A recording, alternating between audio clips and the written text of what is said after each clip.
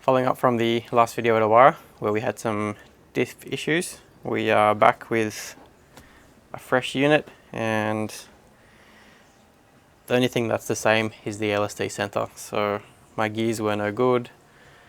Motegi tried to set up the gears multiple times and just could not get the engagement right. They're just out of spec now, no good. So I put my spare gears and that LSD into a diff that Motegi had, into a case that he had, and then my current diff is getting brand new LSD center and brand new gears, and that's the one with the Grady cover. So this diff is a bit of a temporary one. He's just put together for us because we have 7th day in about 2 weeks. So unfortunately he can't get the good one done in time because he's drawn up a solid crush sleeve, because you can't get them for these diffs, and he believes that's the issue why these are failing so early. So for now we'll stick this in the car just to get us going, and then once the good one's finished we'll put that in the car, and then this one can also get the solid crush sleeve, and then we'll have a really good spare. So that's a nice feeling. We don't have to bow out of any other competitions again for this reason anyway. And so yeah, we'll get that back in the car. That's not too big of a deal. But I think the majority of this video is going to be, I have a brand new gearbox for the car. Now the gearbox in the car has been in there for like 2 years, so can't be mad. It's done really well, and I think I actually damaged it with the poor setup of the clutch initially when I put it in the car. I think I was overextending it, and I was pretty hard on the shifting and damaged some synchros. So the reason for the brand new gearbox is that it was actually cheaper to buy a brand new gearbox than it was to just fix the 3rd gear synchro. And I'm sure they would find other problems in there as well. As well with that gearbox, we have a S1 sequential shifter. Now that is more expensive than the brand new gearbox itself with the current exchange rate to Australian dollar. So I'm a little nervous about it because online doesn't have a great rep. Spoke to the company about it and they're adamant it's, setup problems, bad gearboxes. So I'm gonna do my best to follow these instructions to a T, and we have a brand new gearbox. So if all goes well, it should work.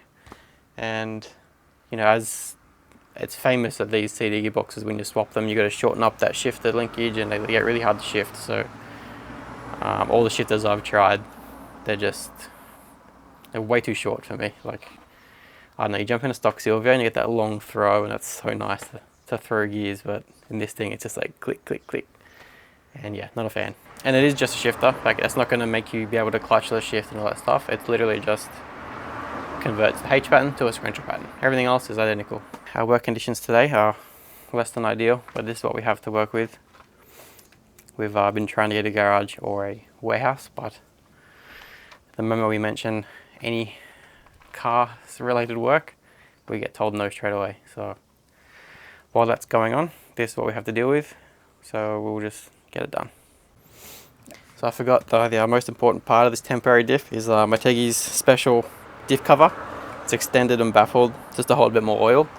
My good diff has a Grady cover, but these days they're like 600 something, like 60,000 yen. So they've gotten really expensive for some reason, and Motegi just tried to make this one up thinking it would be not too hard, and he ended up, this is the first and last he's ever going to do because it was not worth it.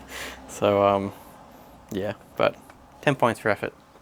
Just to show you guys our working conditions, these hurt. Shards of glass from the old property rental.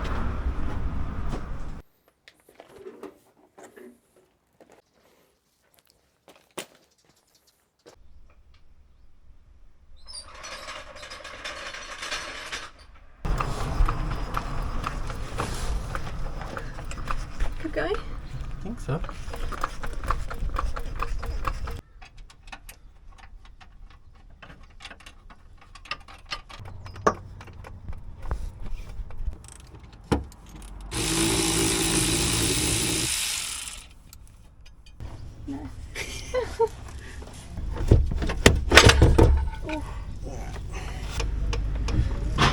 Faster.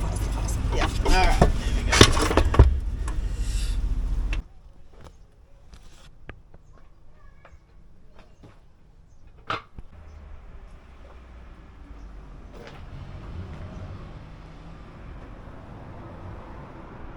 few hours later, and diff's back in, no problems there, and the old gearbox is out.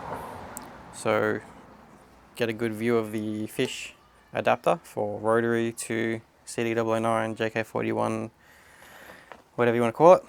And so you can see inside you have all the bolts around the middle there. So that matches up to this cover inside the factory transmission. So essentially your bell housing is just going to replace that cover. And to make room for that, you're going to have to cut just behind this, the second rib, just behind it. And it's a little stressful at first, but then when you actually cut it off and you realize there's nothing behind there, it's all just metal. And the only thing that really matters is that your new bell housing isn't going to touch anywhere around where you cut, because there's a gasket underneath that cover. So obviously if the bell housing's touching the transmission, you're going to have an oil leak. So of course you want to make it neat, but really you need a gap. So the gap is more important than making it look good, because otherwise it's just going to leak. And you also need to cut your input shaft down. So you can see this one's roughly 1 finger long. This one is more than 1.5. So they do give you a washer to show you how much to cut, but I've lost all that stuff from a couple years ago, so I'm just going to measure this one and match it. And then I just like to go around the gearbox as well, and I cut off, there's like some mounting tabs and things for the car these actually belong in, but obviously we don't need it. And these are a big gearbox. Like I wish I had an RX7 one to compare, but they're like literally double the size. So just to make it easier to work on in the car, if you can cut off any excess tabs. I don't think I do too much. I do grind some of the webbing down on the sides and the top here, but other than that it's just that big tab there. And in the tunnel in the car I haven't done much work, maybe like 5 minutes worth of hammering. So pretty straightforward kit with the fish stuff. And they give you a transmission mount, the flywheel, and it just takes a 370Z or Z370Z pressure plate and disc. So that's it, it all just goes together. The shifter, I have, like I said earlier, we've got the S1 sequential on the new gearbox. This is actually just dry fitted right now because I went to assemble it properly, and as I was following the instructions, because I really want this thing to work, I was missing some parts. So I just put it all together dry. The stuff I was missing wasn't crucial, but I want to make sure this is as right as possible. So I reached out to them and they sent me the stuff I was missing. I have that now. So I'll pull all that back apart and I can show you what's inside there and how that works. But we did notice when I put this in the car originally, I had to cut around the transmission tunnel. So, and this is, there's a lot more material here. So I'm going to have to cut quite a bit more. Hopefully I can keep all my interior panels.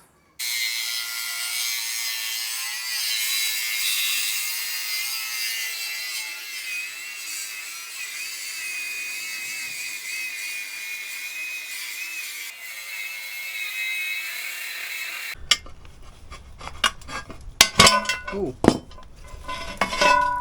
bad. There you go. Anyone need a 350Z bell house? And throw-up bearing. I have a brand new throw-up bearing. It's free, do it at home. Day 2, and got the bell housing on. I do have a problem though, because my old transmission had the 100mm front bearing and this one has a 90. So they do send you a bunch of different adapters. That one didn't need any. So when I threw all the old box away, I threw all the stuff away. Yeah, so I'm gonna have to get another spacer for them. Anyway, that's just sitting on there now for trial fit purposes. And so now I'll come to the shifter. Shifter's fully back off. These two side, I think they're like 21s or 22s or something. They come out, there's a spring and a ball bearing in there. And then this top cover, there's a spring and a ball bearing in this big slot here. And then you come up to this part. So this is the centering plunger.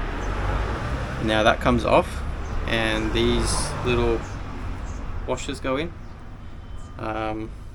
the bag that they're in has other washers, but their instructions and the video doesn't show to put those in, so I'm not going to. And yeah, I'll get this back on. You get some longer bolts to take up from the spaces, and they only go in one way, so there's a small side and a big side.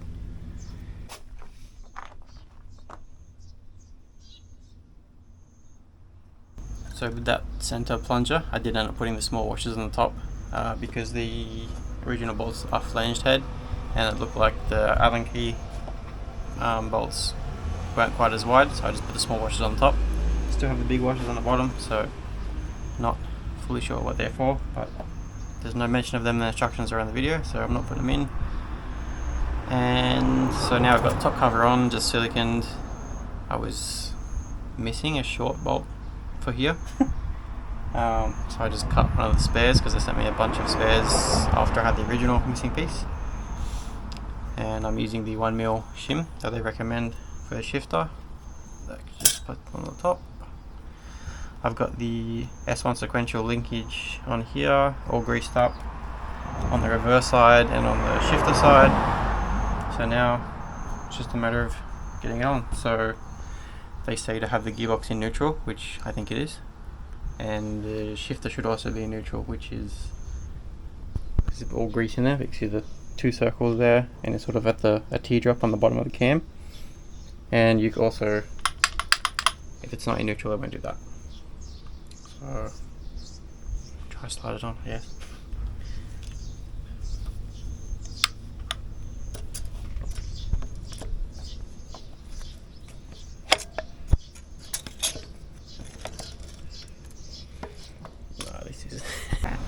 So after putting that extra space around the centering plunger, it really pushes it over towards the first and second gate, which is what that's supposed to do. So I just realized that this was in the first and second side, so I've had to put a bit of force on it to like rotate this around to like the neutral-ish side, around the third, fourth sort of center, and we'll try that.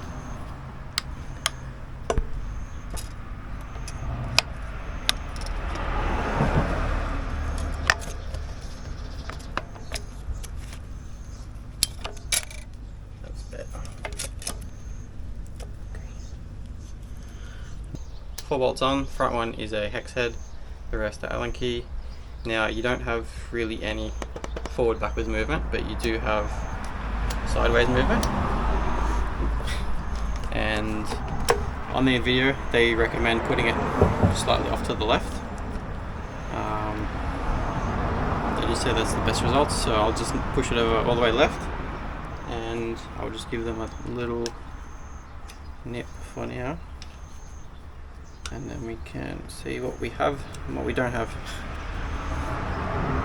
Forward first. Okay, this doesn't come off and kill us.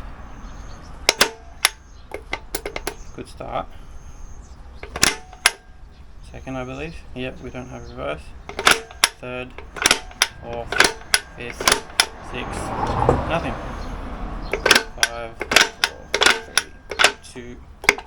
Ooh. Don't have first. Still in second.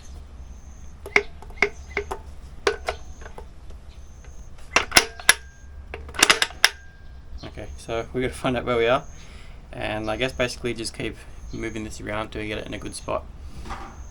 So with the reverse lockout,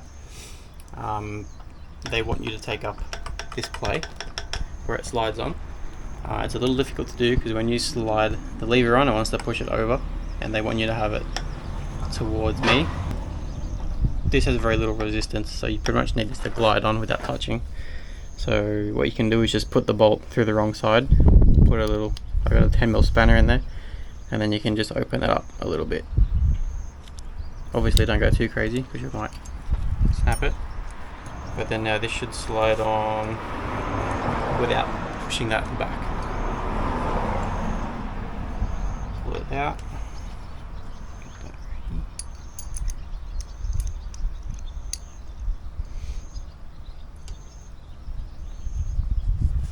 Beautiful. So it should be almost flush with the outside. and that helps take up some play in the shifter. So we got it on and we've got it in a happy spot where it's working consistently, which is not as easy as you might think. Nikki actually pointed out when it was playing up, this part was coming off center and doing all sorts of funny stuff, so pay attention to that when you're trying to get it all figured out. So I don't exactly remember what we really did to get it good. I think we left it a bit loose. Not loose, but like you can move this with some force, because when you're pulling on this, so I guess there's quite a bit of force going through it. So we just left them a little tiny bit loose, ran it through the gears, went back to neutral, and there was just one time when neutral just felt really right, and it was like very positive with this. We locked it up as hard as we could. We put the stop on the back as well, and then we tightened everything up properly, and now it's working non-stop consistently. So we'll try to get that again for you. So this is neutral. Try hang on to it. First, second, third, fourth, fifth, sixth. Doesn't go anymore. Fifth, fourth, third, second, first. Doesn't go anymore. And then you do a little half pull. Nice positive neutral again. So I'm really happy with that. I've done that like 10 times just trying to make it play up, and that's it. So now they give you two, I believe 6mm roll pins. So you're supposed to drill through this backstop and into this top plate, and that will just help it under heavy load. And they say you must do this, so I'm gonna do that while it's all working. So we've got our two 6mm roll pins in. On the instructions, supposed to put one here and one where that big hole is, but obviously that's pointless because the roll pins are a lot smaller than that hole, so I'm not sure what's going on there. But I just put one in between these two bolts and on the end there, so that should stop any side-to-side movement. We used a 6mm drill bit for that, and that was perfect size. We ran it through the gears and everything's still perfect. So we're going to put this bottom cover on, and everything's greased up here than it needs to be. I'm actually quite happy with that. I don't think I could have done it any better. So we spent a lot of time making sure it was good, because we don't want to have to be coming in here, because I think when this is in the car, it's like literally going to be Gearbox out job to do anything with this. So we'll put this cover on, and then we'll start test fitting it in the car.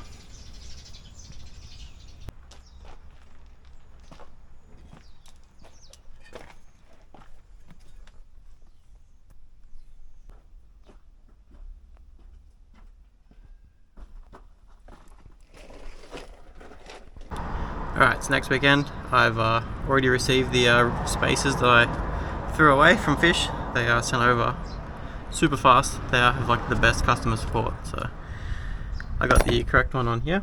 You see that just slips on the outside of that main bearing, and then that sits into the grooves in the bell housing. So I don't know, maybe you could run without it, but why not just wait a week and do it properly? So I've got the sealant on that gasket now, on the 4 bottom bolts, because they're exposed to oil. I'll get this bell housing on, and then we can put the gearbox back in and see how this all works. You can probably see I've cut the hole forward, because I noticed test fitting that it's going to need some forward clearance. It looks like I can leave my dash trim all in place, but I might have to cut the shifter console a bit forward. So, but yeah, we'll see when we get there.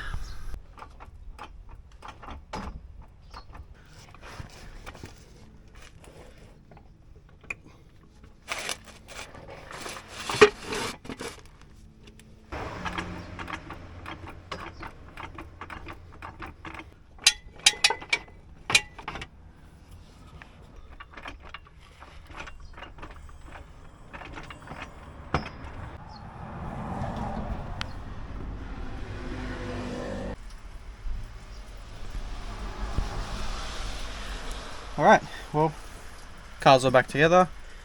A couple of days of pretty unglamorous work there, rolling around the dirt, but got there in the end.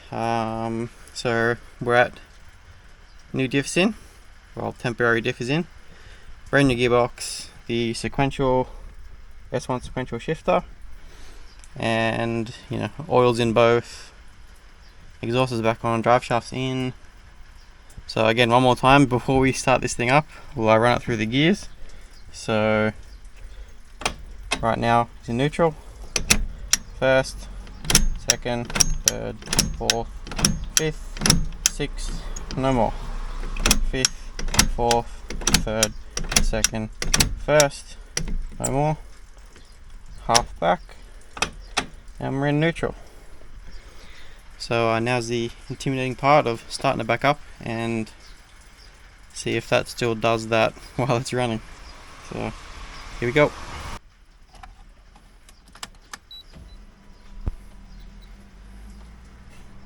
It's actually pretty weird. Usually you do the side to side for neutral, but you got to do the little up and down now, I guess.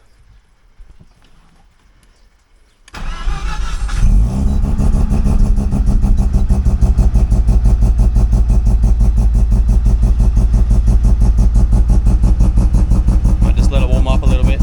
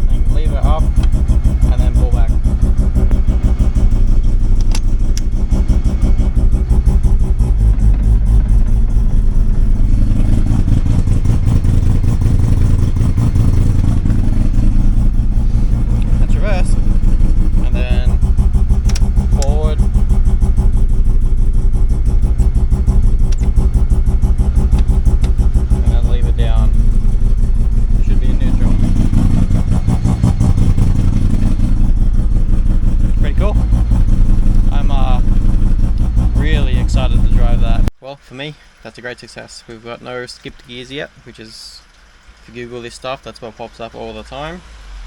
And so far we got nothing, so that's great news for me. I've followed those instructions to a T. I spent a lot of time trying to get this right, and I think I've done about as good a job as I possibly can. And I really made sure that everything was clean, and especially because I'm rolling around in the dirt.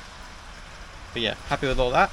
Now it's time for a test. So the next event is 7th day on Mobara, but I want to test first.